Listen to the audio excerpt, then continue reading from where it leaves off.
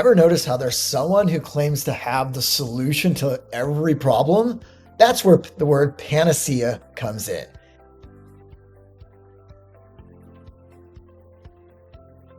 It means a magical cure-all to all your problems. But that doesn't mean a panacea isn't something that has some use or some efficacy.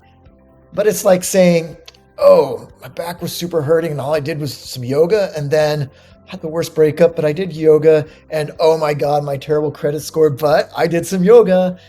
Now, disclaimer, yoga is pretty helpful, but it can't solve all of your problems. And so that's an example of a panacea, taking something that's helpful, but then overdoing it.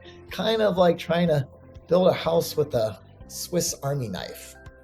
Probably not going to work. Let me now give you a GRE example.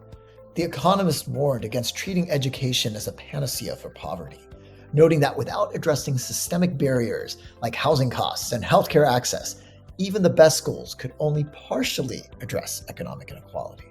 So there you can see it again. Panacea isn't saying like this is a useless thing. It's just saying this solution can only do so much. That's oftentimes the context where we see it. It's societal, something trying to help out, but others are overdoing it. And you will see something along the lines of, this is not a panacea for XYZ.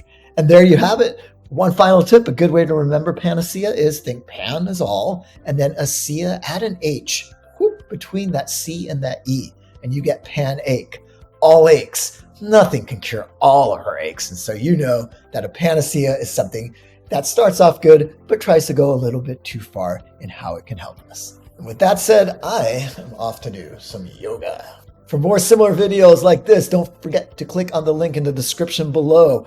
And of course, don't forget to hit subscribe to see more TTP videos, verbal, math, and everything in between on the GRE. And I will see you next time.